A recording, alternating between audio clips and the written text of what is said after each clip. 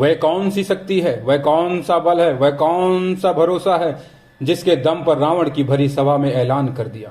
और रावण की ऐसी सभा जिसमें ऐसे ऐसे विकराल योद्धा बैठे हों जो इंद्र को पराजित करने में सक्षम हो, इंद्र को बंदी बनाने में सक्षम हो, और ग्रह नक्षत्रों को अस्तबल में जैसे घोड़े बांध दिए जाते हैं उसी भांति कारागृह में ग्रह नक्षत्रों को डाल दिया गया हो। उस वीर ने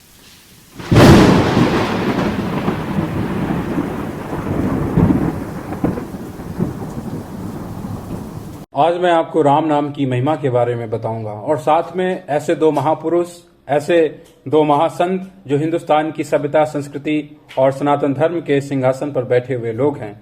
और साथ में उन नकाबपोशों की भी बात करूंगा जो राम नाम पर तुमको लूटते हैं, राम नाम का ढोंग करते हैं। अधर्मी वो अधर्मी जो धर्म का नकाब ओढ़कर तुम्हें धर्म के नाम पर बरगलाते हैं।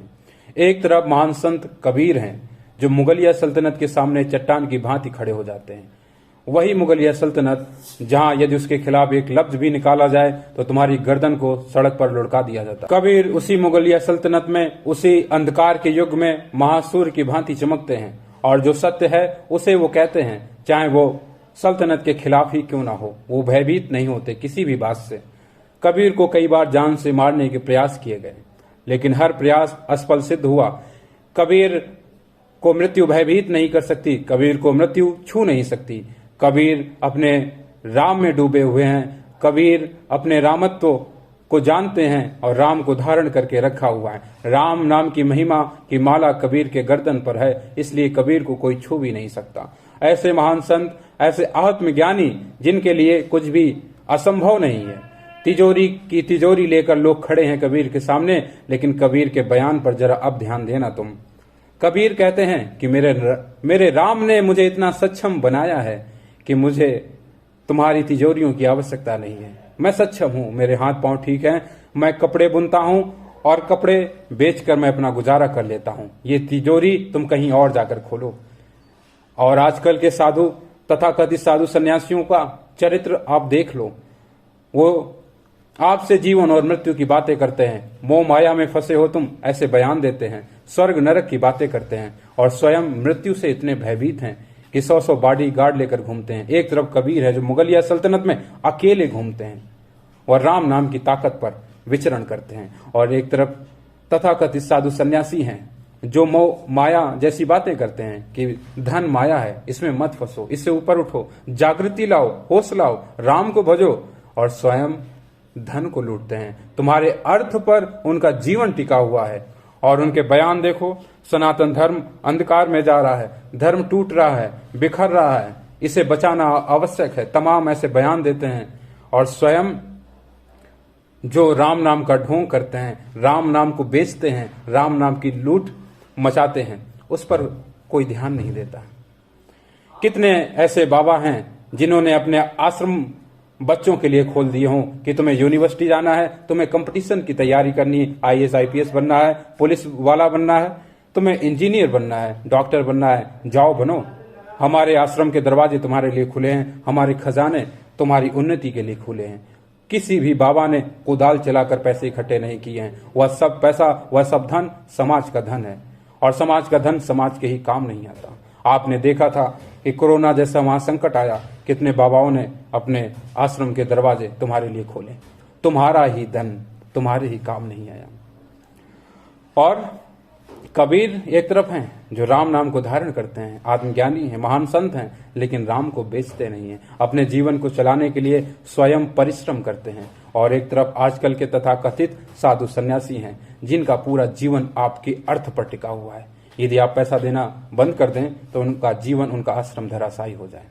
हजारों हजार करोड़ रुपए इकट्ठा करके बैठे हुए हैं, स्वयं तुम्हें माया से मुक्त करने के प्रवचन देते हैं और स्वयं माया में फंसे हुए हैं और स्वयं वासनाओं से जकड़े हुए लोग हैं।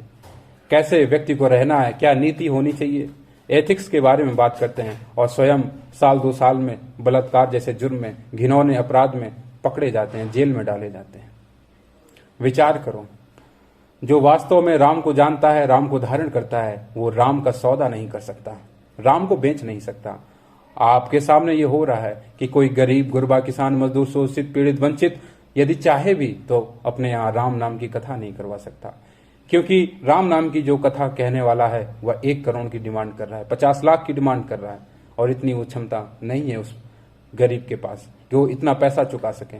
तो जब तक राम के नाम को बेचोगे तो रामत्व में कैसे डूबोगे, राम कैसे तुम में उतरेंगे, और कैसे फिर कबीर जैसा भरोसा तुम में जागेगा कि तुम मुगलिया सल्तनत के सामने खड़े हो जाओ, अंधकार के युग में महासूर्य की भांति चमक उठो।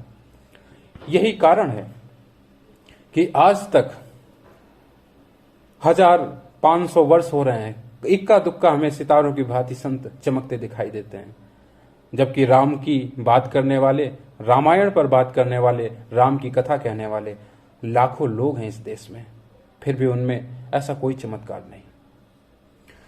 और दूसरी तरफ त्रेता युग का जो सबसे बड़ा सम्राट है, जो विकराल पर्वताकार योद्धा है, जिसके नाम से देवता भी भयभीत हो जाते हैं, उस सभा में जाकर अंगद ऐसी ललकार दे देते हैं। इस पर ध्यान देना, कौन सी ऐसी ताकत है, कौन सी ऐसी महिमा है जिसके दम पर अंगद भरी सभा में कह रहे हैं। और ऐसी सभा जिसमें बैठे हुए लोग मेघनाथ जैसे वीर, जो इंद्र को पराजित कर देता है, इंद्र को बंदी बना लेता है, उसके सामने अंगद कहते हैं कि मैं प्रभु राम की तरफ से यह प्रस्ताव देता हूं, जो भी योद्धा मेरे पैर को हिला देगा, उठा देगा, तो उसके बाद ये युद्ध यहीं रुक जाएगा, अब कोई युद्ध नहीं होगा। हम जिस भांति हैं उसी भांति अयोध्या लौट जाएंगे, वापस चले जाएंगे, राम युद्ध नहीं करेंगे, मैं राम की तरफ से ऐलान करता हूं। जबकि राम की तरफ से कोई आदेश नहीं है। लेकिन अंगद में ऐसी कौन सी क्षमता जाग गई जो रावण को चुनौती दे बैठे। और फिर जब रावण ने देखा तो रावण ने कहा कि अरे मरकट, मैंने तो सोचा था कि शरीर को हिलाया डुलाया जाएगा, राम को वध करने के लिए यहां से जाना पड़ेगा, तुम तो स्वयं हमारी विजय अपने हाथ लेकर आ गए। और उसने अपने योद्धाओं को आज्ञा दी कि जाओ इस मरकट को उखाड़ कर फेंक दो और जीत हमारी है। तो ये स्वयं लेकर आ गए अपनी तरफ से। योद्धाओं को भी लगा कि इसे तो मैं क्षण भर में नष्ट कर दूंगा, लेकिन वो ये बात भूल गए कि आज अंगद सभा में नहीं खड़ा है, आज पैर अंगद का पृथ्वी पर नहीं जमा है, आज स्वयं राम नाम की महिमा उतर आई है उस सभा में, आज स्वयं राम नाम की शक्ति वहां खड़ी है। और आज वो पैर नहीं, स्वयं पृथ्वी बन गया है और पृथ्वी को हिलाया डुलाया नहीं जा सकता। कई वीरों ने, कई योद्धाओं ने प्रयास किया, तिल भर भी अंगद का पैर ना हिला सके। और देखो संतों की कैसी करुणा होती है, कैसे वीर, जो असली वीर योद्धा होते हैं, कितनी उनमें करुणा होती है कि रावण भी यदि चाहे तो आज अंगद के पैर को हिला डुला नहीं सकता, लेकिन अंगद की ये देखो महानता है कि जैसे रावण उनके पैर को हिलाने आता है, पैर उठाने आता है, तो अंगद पैर अपना पीछे कर लेते हैं और कहते हैं कि नीच, मेरे पैरों में तेरे लिए कोई स्थान नहीं है, यदि पैर ही पकड़ने हैं तो मेरे प्रभु राम के पैर पकड़ो। वहां तो कल्याण ही कल्याण है, परमानंद ही परमानंद है, परम आह्लाद उनके चरणों से फूट रहा है, अमृत वो फूट रहा है, अमृत की धारा बह रही है। पान करना है तो उनके चरण अमृत का पान करो। तो ये कौन सी ऐसी ताकत है अंगद में जो आज भरी सभा में ऐलान कर रही है? विचार करो इस पर। और कौन सी ऐसी ताकत, कौन सी ऐसी महिमा है कबीर में जो कबीर को मृत्यु भयभीत नहीं कर पा रही है? कौन सी ऐसी ताकत है जिसके दम पर कबीर ऐलान कर देते हैं कि यदि बनारस पर में मरने से स्वर्ग मिलता है और मगहर में मरने से नरक मिलता है तो जाओ फिर मैं मगहर में मरूंगा। राम पर भरोसा है कबीर का, अपने कर्मों पर भरोसा है, अपने रामत्व को जानते हैं, पहचानते हैं, इसलिए वो ऐलान कर देते हैं कि तुम्हारी जो मान्यताएं हैं कि मगहर में मरने से नरक मिलेगा, तो ठीक है, मैं मगहर में मरने जा रहा हूं। ठीक है, तो ये राम नाम की ताकत है, ये राम नाम की महिमा है। जो राम नाम के सागर में एक बार डुबकी लगा लेता है, राम नाम की माला को पहन लेता है, फिर वह हर प्रकार के दोष से मुक्त हो जाता है, हर प्रकार से वह सक्षम हो जाता है। विचार करना आजकल के तथाकथित साधु सन्यासियों के बारे में जो राम नाम की कथा कहने के करोड़ों रुपए वसूलते हैं। कबीर भी चाहते तो खजाने इकट्ठे कर सकते थे, लेकिन वो सक्षम है। राम को, वास्तव में वो राम को जानते हैं, रामत को धारण करते हैं, इसलिए कबीर राम का सौदा नहीं करते हैं। जानते हैं कि भाई मैं कपड़े बुन सकता हूं, मेरे अंदर इतनी क्षमता है, तो मैं क्यों कुछ किसी का धन लूं, क्यों किसी के सामने हाथ फैलाऊं? मेरा राम काफी है मेरे लिए, मुझे किसी और की आवश्यकता नहीं है। लेकिन जो वर्तमान में तथाकथित साधु सन्यासी हैं, वो राम नाम की बातें करते हैं और राम नाम के प्रभाव की बातें करते हैं कि राम कितने अद्भुत हैं, रमणीय हैं, क्या क्या हो सकता है। लेकिन वास्तविकता तो यह है कि राम को कभी भी धारण नहीं करते हैं। जो राम को धारण कर लेता है वह राम का हो जाता है, राम के भरोसे हो जाता है। फिर उसे किसी दूसरे की आवश्यकता नहीं होती, उसका जीवन फिर राम पर ही टिका होता है, राम ही चलाते हैं। लेकिन इनके जीवन जो है आपके अर्थ पर टिका हुआ है। यदि इतनी ही सच्चाई होती तो समाज का पैसा समाज के काम आता।